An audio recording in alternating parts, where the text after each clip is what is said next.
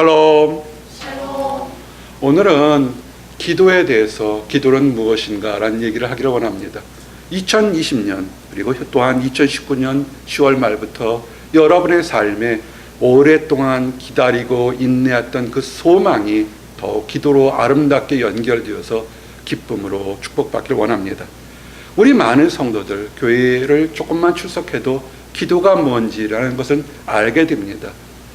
그런데 중점적으로 하나님 안에서 과연 기도가 무엇인지를 한번 다시 이렇게 돌아보면서 우리가 놓친 것은 무엇인가, 아니면 우리가 잘하는 것은 더욱더 잘해서 하나님 앞에서 칭찬받고 사람들 앞에서 존경받으며 기쁨이 넘치기를 원합니다. 가장 간단하게 기도는 성도의 호흡, 하나님과 영적인 대화인 것입니다. 대화라는 사실에 여러분 깊게 명심해 주시기 바랍니다. 혼자 떠드는 것이 아니라 상대방이 있다는 것입니다. 내가 혼자 하는 것이 아니라 상대방이 있다는 것입니다. 대화하기 때문에 상대방을 존경해야 될 것이고, 상대방을 인정해야 될 것이고, 상대방이 하는 얘기를 청종해야 될 것입니다. 기도는 서로 사랑하고 존경하는 하나님과 하나님의 아들 예수님과 성령 하나님과 우리가 나누는 대화가 기도인 것입니다. 기도는 마음이 갈급한 심령의 사람이 내 힘으로는, 내 환경으로는 어쩔 수 없을 때 다른 곳에서 세상 사람들이나 물질로 환경에는 하늘에서부터 내려오는 도움을 간절히 간구하는 것이 그것이 기도입니다. 시편 42편 1절의 고백처럼 하나님이여 사슴이 시냇물을 찾기에 갈급함같이 내 영혼이 주를 찾기에 갈급하니이다. 아멘. 목마른 사슴이 시냇물 찾는 것처럼 정말 이것을 먹지 않으면, 하나님이 내게 응답해 주시지 않으면 나는 죽을 수밖에 없습니다라는 그 갈급함으로 하나님께 기도하시면 하나님은 영혼의 갈급함을 해결해 주신다는 것입니다. 근데 놀랍게도 사람들은 기도는 쫙 외치고 할렐루야 외치고 박수치고 혼자서 큰 소리치면 때로는 방언이나 또는 다른 걸로 하게 되면 하는데, 그게 아니라 기도는 분명히 상대방이 있습니다. 그것이 좋아하는 남녀간의 연인처럼, 또는 존경하는 아버지와 자식과의 관계처럼, 또는 부부의 연처럼 반드시 대상이 있다는 겁니다. 놀라운 것은 하나님과의 대화인데 이 대화가 자동적으로 점점 하나님과의 관계를 이렇게 앞으로, 은혜의 보좌 앞으로 나아가게 된다는 것입니다. 올바르게 기도하게 되면 달라진다는 것입니다. 다른 사람의, 어떤 사람은 기도 능력이 있다, 어떤 사람은 기도응답 받다고 조롱하지 마십시오. 나는 기도하는데 달라진 게 없으면 뭔가 지금 돌아보셔야 합니다. 한 걸음 기도하면, 눈물 한 방울 들여 하나님 앞에 간절히 기도하면 놀랍게도 한 발자국 두 발자국 은혜의 보좌 앞에 나아간 것을 발견하게 됩니다. 왜 그러냐면 기도라는 것은 성도의 의로운 행위나 화려한 명성이나 가진 것 때문에 하나님 앞에 한 걸음 한 걸음 나아가는 것이 아니라, 우리의 그 행했던 공로는 마치 태양 앞에서 키는 작은 촛불과도 못해서 도저히 비교할 수가 없는 것입니다. 믿음의 조상이라는 아브라함이 자기 자신을 뭐라고 했습니까? 창세기 18장 27절 보니까 아브라함이 대답하여 이르되 나는 티끌이나 재와 같사오니 감히 죽게 하리나이다. 아멘. 티끌 같습니다. 많은 사람들은 특별히 내가 이만큼이면 유명하고 따라서 교만한 것이 있습니다. 기도할 때도 교만하고 그 하는 모습이 교만한데, 그러나 아브라함처럼 나는 티끌보다 못하지만 그러나 감히 하나님께 아뢰도 되겠습니까?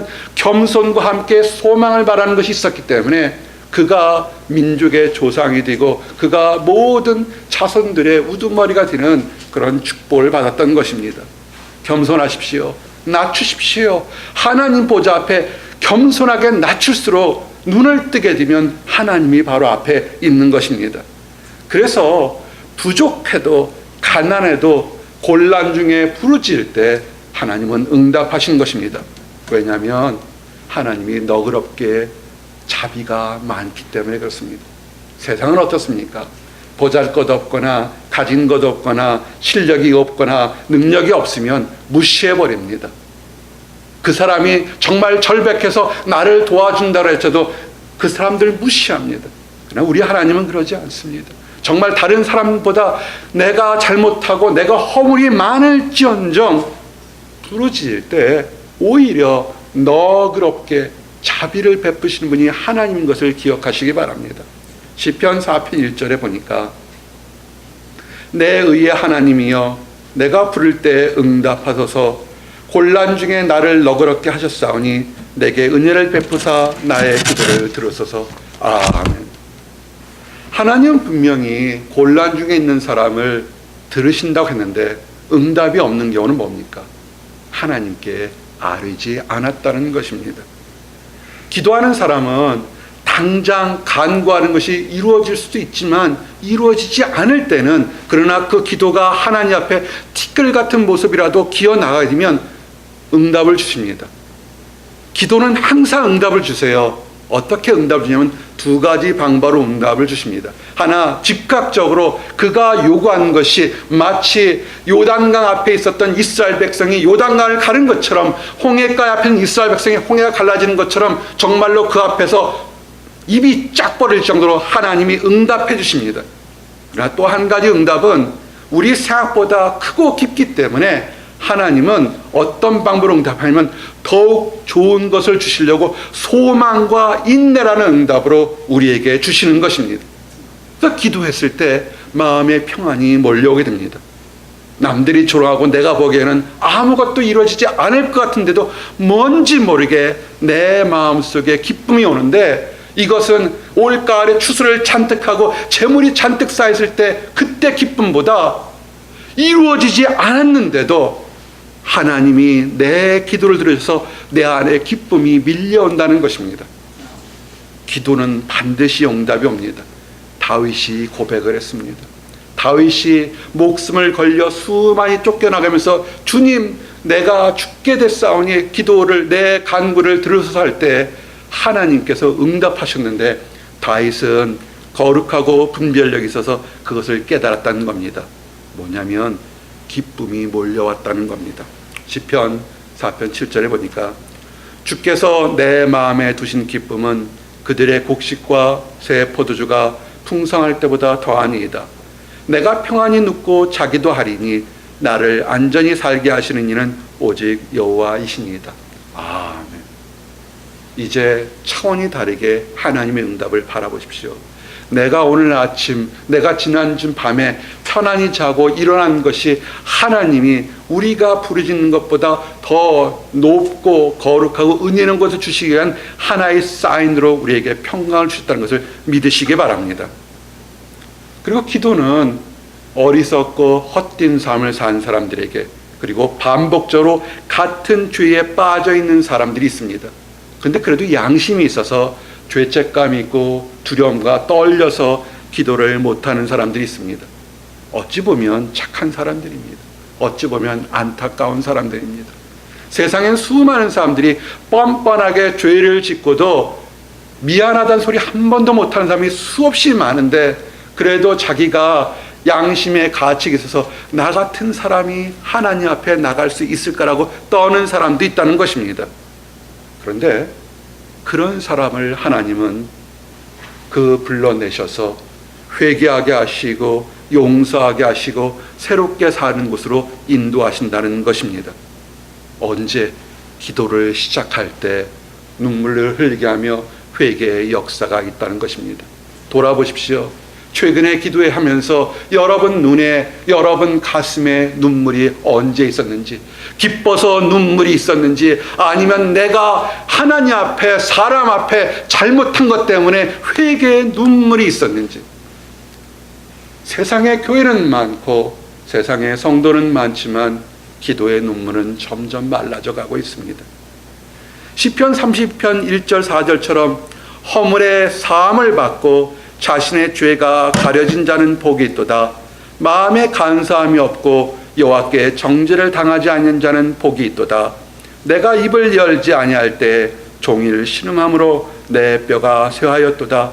주의 손이 주야로 나를 누르시오니 내 진액이 빠져서 여름 가물에 마름같이 되었나이다. 아멘. 다윗이 범죄했을 때, 다윗이 하나님의 은혜에 멀어졌을 때, 그가 잘못한 것을 깨닫고 눈물로 회개했을 때 그는 회복되는 영광과 축복을 맛봤던 것입니다. 회복되셨습니까? 회개하셨습니까? 아니면 기쁨이 넘치고 계십니까? 우리는 이런 사람들을 하나님의 자녀라고 합니다. 하나님의 자녀가 되면 담대하게 기도할 수 있습니다. 그 사람의 신분이 무엇인지, 가진 것이 무엇인지 그거와는 상관없이 우리는 기도의 은혜의 보좌 앞에 담대히 나갈 수 있는 것입니다. 오늘 주신 말씀이 그것입니다. 오늘 주셨던 본문 말씀 다시 읽어드리면, 그러므로 우리에게 큰 대제사장이 계시니 승천하신 이 곧 하나님의 아들 예수시라. 우리가 믿는 도리를 굳게 잡을지어다. 우리에게 있는 대제사장은 우리의 연약함을 동정하지 못하실 이가 아니요 모든 일에 우리와 똑같이 시험을 받으신 이로되 죄는 없으시니라. 그러므로 우리는 긍휼하심을 받고 때를 따라 돕는 은혜를 얻기 위하여 은혜의 보좌 앞에 담대히 나아갈 것이라. 아멘. 기도, 성도는 은혜의 보좌 앞에 나아갈 것입니다. 은혜의 보좌 앞에 나아가야 우리는 기쁨과 소망을 얻게 됩니다. 우리의 성도가 기도하는데 누가 들으십니까? 대제사장인 예수님이십니다. 기도를 주는 산타크로스의 선물처럼 그것이 아니라 우리의 죄를 용서하시는 분이 예수님이기 때문에 예수님은 대제사장인 걸 기억하십시오. 근데 또 하나 알아야 될 것은 예수님은 모든 사람들 같이 연약함도 하시고 슬픔도 하시고 외로움도 하시고 답답함도 하시고 배신감도 아신다는 것입니다. 무엇이 다르냐면 우리와 예수님과 다른 것은 우리는 우리 안에 허물과 연약함이 있지만 예수님은 그것이 없다는 것입니다. 그것이 없는데도 우리를 이해할 수 있는 것은 한 가지입니다. sympathy. 예수님의 sympathy, 예수님의 자비하심이 있기에 우리가 얼마나 연약한 존재요 부족한 존재를 알기 때문에 우리를 위해서 긍휼을 베푸신다는 것입니다. 그래서 도저히 간구할 수 없는 기도 제목도 예수님 앞에 나가시면 예수님이 우리를 알기 때문에 들어 응답하신다는 것입니다. 성도를 긍휼히 여기시는, 그리고 성도의 모든 상황을 아시는 예수님께서 우리가 기도할 때 우리 힘으로는 어쩔 수 없는 악한 것들을 제거해 줍니다. 기도하십시오. 반복적으로 습관적으로 일어나는 조약된 문제나 우리 힘으로 어쩔 수 없는 질병들을 들고 나가시기 바랍니다. 우리가 연약함으로, 우리가 무지함으로 고통받을 때 그것이 기도로, 주여 내가 고통받고 있습니다. 주여 내가 악합니다. 주여 내가 새롭게 살기를 원합니다. 그럴 때 이루어집니다. 때로는 육신의 질병이 너무 힘들어서 입에서 나오기가 어려울 때가 있습니다. 때로는 환경이 너무 쪼아매서 눈물밖에 나올 때가 없을 때가 있습니다. 때로는 너무 오래된 죄 때문에, 반복되는 죄 때문에, 거짓말과 이간질과 수없이 많은 죄 때문에 기도하지 못할 때가 있습니다. 그런데 그런 사람들까지도 아셔서 더 말할 수 없는 탄식으로 기도하는 성령 하나님이 계신 걸 아시고 새롭게 믿음 안에 나아가시기 바랍니다. 로마서 8장 26절에 보니 이와 같이 성령도 우리 연약함을 도우시라니 우리가 마땅히 기도할 바를 알지 못하나 오직 성령이 말할 수 없는 탄식으로 우리를 위하여 친히 간구하시느니라. 아멘. 우리는 잘난 척할 게 하나도 없습니다.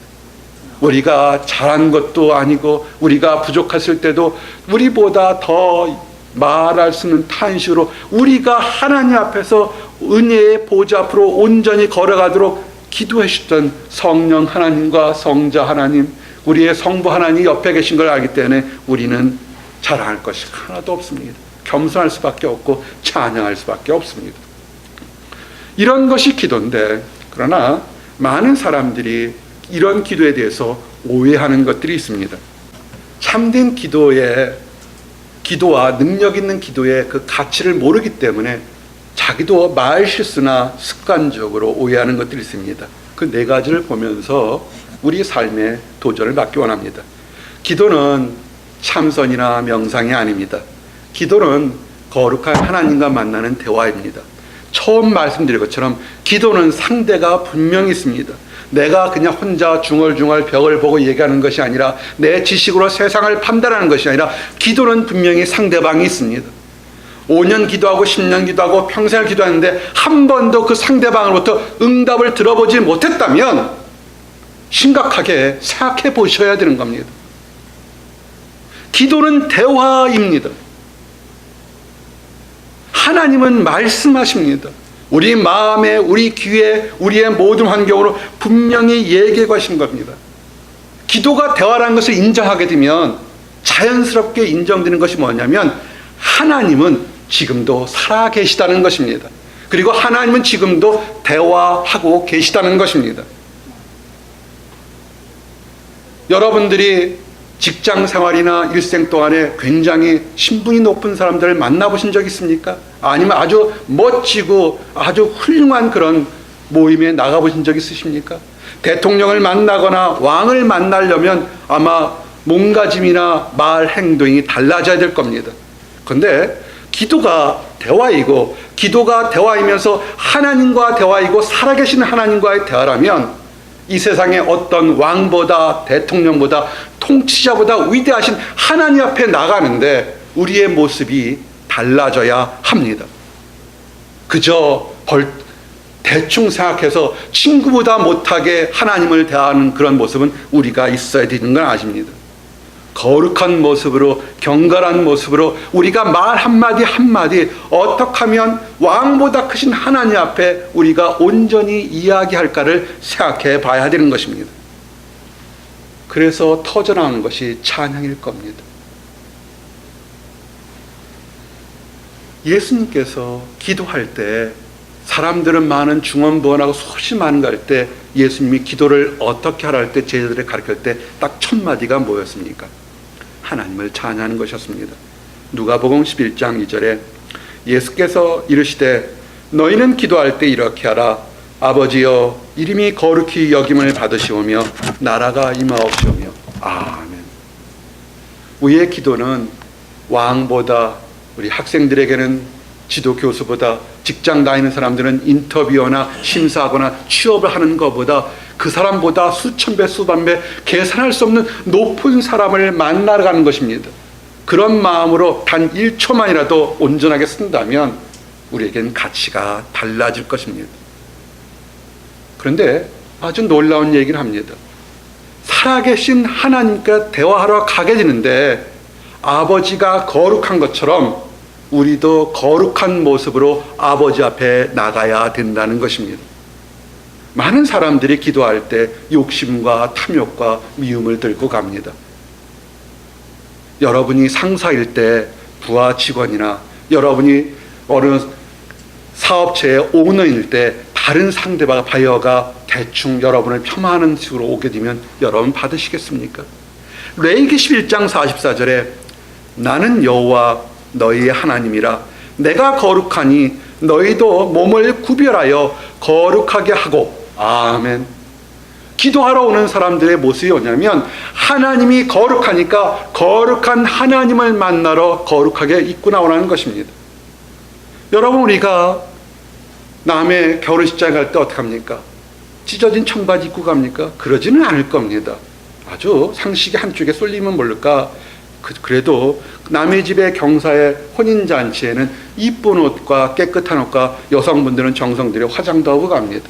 상가집에 갈 때는 어떻습니까? 그 집에 슬프고 그 집에 심각한 아픔이 있으니까 그것의 아픔을 달래려고 색깔도 검은 옷이라든지 얼굴도 좀 이렇게 그 사람의 마음을 이해하는 같은 마음으로 들고 나가지 않습니까? 우리의 기도는 어떻습니까? 우리는 하나님 앞에 나가는 것입니다. 장난하신 것도 아니고 우리는 너무나 도양적 사고방식의 명상이나 묵상하는 것처럼 대충 생각합니다. 기도는 아닙니다. 기도는 하나님 앞에 거룩한 모습으로 나가는 것입니다. 기도를 시작하기 전에 먼저 내 자신을 돌아보셔야 됩니다. 내가 겉옷은 제대로 입고 있는지, 내 마음속에 지금 어떤 것이 있는지. 성경은 그 기도하기 전에 마음속에 시기나 교만이나 남에 대한 미움이 있으면 먼저 털어버리고 거룩한 손을 들어 기도하라고 합니다. 디모데전서 2장 8절에 보니까 그러므로 각처에서 남자들이 분노와 다툼이 없이 거룩한 손을 들어 기도하기를 원하노라. 아멘. 이게 꼭 남자만한테 할까요? 모든 성도들이 각처에서, 가정에서, 직장에서, 다른 모든 곳에서 미움과 다툼과 증오와 낙심을 내려놓고 기도해야 됩니다. 왜 낙심을 내려놓아야 됩니까? 지금 세상의 왕보다 높은 하나님 앞에 나가서 청원해서 기쁨의 응답을 받으러 가는데 안 될 거라고 생각하는 것은, 그것은 왕을 배반하고 왕을 무시하는 것과 똑같습니다. 내려놓으십시오. 소망을 가지고 기도하시기 바랍니다. 첫 번째가 기도는 묵상이 아니라고 했습니다. 두 번째는 기도는 과거형이 아닙니다. 기도는 현재 진행형이고 미래형인 것입니다. 많은 사람들 중에서 사람을 힘들게 하는 사람, 까칠하게 하는 사람들의 어법에 공통점이 있습니다. 내가 과거에 이렇게 놀라운 신앙생활과 놀라운 기도응답을 받았다 자랑합니다. 대단합니다. 그들의 얘기를 들어보면 보통 사람이 할 것 없는 많은 경험들이 있습니다. 물질을 얻기도 하고 자녀들의 형통도 이루고 또한 환경도 열리고 많은 것들이 있습니다. 문제는 그것이 과거 가서 멈춘 것이 아니라 현재도, 그리고 앞으로도 우리 주님 만나는, 예수님을 만나는 그날까지 이어져야 되는데, 내가 예전엔 이만큼 능력이 있으니 나를 대접해달라는 관점으로 바뀌어 있다는 것을 보게 됩니다. 하나님은 과거에 응답하셔서 쓴 것이 아니라 과거뿐만 아니라 현재와 미래도 역사하시는 하나님의 능력을 부인하지 마십시오. 기도는 현재에도 계속 대화가 진행되는 것입니다. 사람들을 사귀고 친구가 있습니까? 좋은 친구를 만나려면 계속 노력해야 됩니다. 초등학교 때, 어렸을 때 좋은 친구라고 평생 좋을 것 같습니까? 아닐 겁니다. 성장에서도 서로들 이해하고 서로 나누고 서로 교육 수준이 맞고 계속 노력하는 것처럼 기도도 계속 노력해야 됩니다. 예전에 한번 이뤘다고 나는 언제든지 노력만 하면 될 거라고 멈춰서는 것이 아니라 예전에 이뤘으면 감사하고 또한 지금도 계속해서 앞으로 이제는 더욱더 거룩한 것을 기도해야 되는 것입니다. 예수님께서 제자들에게 요한복음 16장 24절에 보니까 지금까지는 너희가 내 이름으로 아무것도 구하지 아니하였으나 구하라 그리하면 받으리니 너희 기쁨이 충만하리라. 아멘. 여러분, 기도의 응답은 눈에 보이는 것, 만지는 것이 아니라 궁극적인 것은 기쁨이 가득 찬 것입니다. 기억하시기 바랍니다. 예수님께서 구하면 주신다고 했는데, 약속하셨는데 그 약속의 가치가 약하다고 느껴지거나 잃어버리는 것들이 있습니다. 에이, 말투가 있어요. 안 주시면 할 수 없고요. 안 주셔도 괜찮아요. 아니면 말고요. 그리 아니하실지라도 얘기는 많이 들었습니다.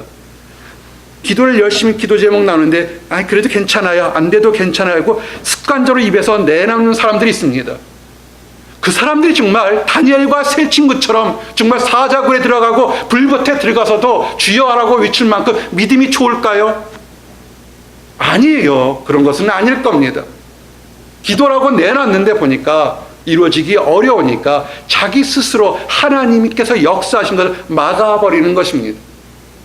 기도했으면 그리 아니하실 때라는 그런 얘기는 하지 마시기 바랍니다. 왜 그럴까요? 왜 우리가 입 밖에서 말에 실수가 있을까요? 지혜가 없기 때문에 그렇습니다. 하나님 안에서 지혜가 없으니까 내가 입 밖에 내면 다 기도라고 착각을 하고 있는 것입니다. 호세아서 14장 9절에 누가 지혜가 있어 이런 일을 깨달으며 누가 총명이 있어 이런 일을 알겠느냐? 여호와의 도는 정직하니 의인은 그 길로 다니거니와 그러나 죄인은 그 길에 넘어지리라. 아멘. 마음속에 지혜가 없고 마음속에 뭔가 아직 해결되지 않은 조약된 면이 있으니까 하나님께 기도하고서도 의심하는 겁니다. 여러분, 12 제자 중에 우리는 사람들이 수제자라고 사는 베드로가 배운 것이 짧았습니다. 그러나 베드로는 그는 솔직하고 직선적이었습니다. 예수 그리스도의 역사가, 예수 그리스도의 말씀을 듣고 나서 첫 마디가 뭔지 아십니까? 내가 죄인입니다. 나를 떠나소서. 누가복음 5장 8절에 보니까 시몬 베드로가 이를 보고 예수의 무릎 아래 엎드려 이르되 주여 나를 떠나소서 나는 죄인으로소이다. 아멘. 베드로의 첫 번째 기도가 뭐냐면 내가 죄인이니 나를 떠나서 나는 주님의 은혜를 도저히 받을 수가 없는 부족하고 더러운 죄인이 떠나소서. 나 같은 사람도 정말 주님을 쫓을 수 있을까요? 어땠습니까? 그리스도의 은혜가 베드로에게 임해서 그는 새롭게 됐습니다. 우리가 있을 때 우리는 하나님 앞에 기도할 때만큼은 솔직하게 내가 잘못한 것은, 내가 부끄러운 것은 주님 내가 잘못했습니다. 새롭게 살기를 원합니다라고 고백이 터져 나와야 됩니다. 그럴 때 새로운 회개와 용서의 기쁨을 맛보게 됩니다. 직장 구하는 거 하나, 다른 가정 구하는 거 하나, 그게 그렇게 심각하다 생각합니까? 아니면 홍해가 갈라지는 것이 더 큽니까? 여리고성이 무너지는 게 큽니까? 우리는 기도하는 법을 다시 한번 생각해 봐야 됩니다. 세 번째는 기도는 내 목적과 내 필요를, 욕망을 청구하는 것이 아닙니다. 기도는 대화라고 그랬습니다. 우리가 좋은 친구를 만나서 좋은 친구들 가지고 계십니까? 나는 좋은 친구들이 몇 명 있어요. 그 친구를 만나서 예전에 먼 걸음 한 적도 참 많습니다. 이유가 하나입니다. 만나서 얼굴 보고 얘기하고 은혜를 더 나누긴 교제를 하는 것입니다. 청구서가 아닙니다. 세상 사람들은 간구하는 자신의 이득과 필요만을 요청하지만 기도라는 것은 그 모든 것, 우리가 사실은 요구하는 청구서는 아주 작은 겁니다. 우리 하나님 안에서는 그거보다 수십 배, 수백 배, 수천 배 더 큰 것을 우리에게 주실 수가 있습니다. 하나님이 원하는 것은 진정한 대화이고 진정한 교제이고 그 대화를 통해서 기도한 사람에게는 이 세상에 줄 수 없는 화평, 샬롬을 맛보게 하는 것이 그것인 것입니다. 기도를 왜 하라고 얘기를 했냐면 쉬지 말고 범사에 감사하며 기도하는 건 뭐냐면 우리 안에 화평이 넘치게 한다는 것입니다. 화평이 없는 기도, 그것은 우리의 욕심인 것입니다. 어떻게 할 수 있을까요? 우리가 하나님 안에, 하나님의 말씀이 우리 안에 살아 움직인다면 우리는 하나님 앞에서 화평을 누릴 수 있습니다. 요한복음 15장 7절에 너희가 내 안에 거하고 내 말이 너희 안에 거하면 무엇이든지 원하는 대로 구하라. 그리하면 이루리라. 아멘. 한 번쯤 질문해 보셔야 돼요. 여러분이 예수 그리스도의 십자가 보혈로 구원받으심을 믿으십니까? 아멘. 그러면 그 십자가의 보혈로 우리의 죄가 용서받았다고 한 거하고 우리가 구하는 기도 제목이 이루어질까 안 이루어질까 의심하는 거 어떤 것이 크겠습니까? 구원받은 것이 큽니다. 그리고 분명히 약속하셨어요. 구하면 얻겠다고 약속했는데 우리는 초조해 합니다. 왜냐하면 하나님의 말씀이, 우리는 하나님을 아는데 하나님의 말씀이 그 마음속에 있지 않아서 가장 결정적인 순간에, 가장 믿음을 드러내야 되는 순간에, 가장 위기의 순간에는 세상을 바라보고 가룟 유다처럼 다른 박질에서 도망갔기 때문에 그렇습니다. 요한복음 15장 7절이 사람들은 좋아합니다. 너희가 내 안에 거하고 내 말이 너희 안에 거하면 무엇인지 원한 대로 구하라. 그리하면 이루리라. 너무나 좋습니다. 그러나 그 구하는 것의 핵심이 뭘로 시는지 11절까지는 보셔야 됩니다. 구한 것에 세상의 건강이나 물질이나 명예보다 그 모든 것이 통해서 가장 궁극적인 무엇을 원하냐면 11절 내가 이것을 너에게 이루면 내 기쁨이 너희 안에 있어 너의 기쁨을 충만하게 하려 함이라. 아멘. 저를 보십시오. 기도하십니까? 아멘. 기도하시는 분들에게는 지금 당장 이루어졌건 이루어지지 않았건 간에 하나님의 약속이 우리에 있으니까 기쁨이 가득 차면 그것이 축복이고 응답인 것입니다. 세상의 것을 원하는 것은 그것은 과정이지 예수님이 원하신 것은 그 모든 과정을 뛰어넘어 예수님이 가졌던 기쁨과 같은 그 기쁨을 우리가 갖게 원하시는 것입니다. 예수님의 기쁨이 충만하게 되면 우리는 세상을 다르게 보게 됩니다. 기도라는 것은 유기적인 상호관계인 것입니다. 기도하는 사람도, 기도 요청을 받는 중보기도 사람도 기쁨이, 화평이 연락되어 있는 것입니다. 연락은 연결된 선과 똑같은 것입니다. 그 사람이 기도했는지, 그 사람이 진지한 성도인지, 어떤 다른 사람이 건강 때문에, 자녀들 때문에, 물질 때문에, 또는 학업 때문에, 직장 취업 때문에 기도를 부탁을 할 때가 많습니다. 성도들은 얘기합니다. 아주 쉽게 얘기합니다. 기도하겠습니다. 근데 문제는 그 사람이 응답이 있을 때 반응으로 알 수 있습니다. 할렐루야! 하나님 감사합니다. 함께 기뻐하면 그 간절히 기도했던 사람의 축복이 할렐루야 외침과 함께 하나님께 영광 돌려서 축복이 같이 넘어갑니다. 근데 와서 다행이네요. 에휴, 그렇게 됐어요? 아마 그 사람에겐 축복이, 기도 응답이 당분간 일어나지 않을 겁니다. 왜? 연결고리가 딱 끊어져 버렸습니다. 다시 하나님과 연결고리를 맺기 위해서 처절하게 회개와 눈물이 있기 전에는 다시는 기도 응답이 일어나지 않을 겁니다.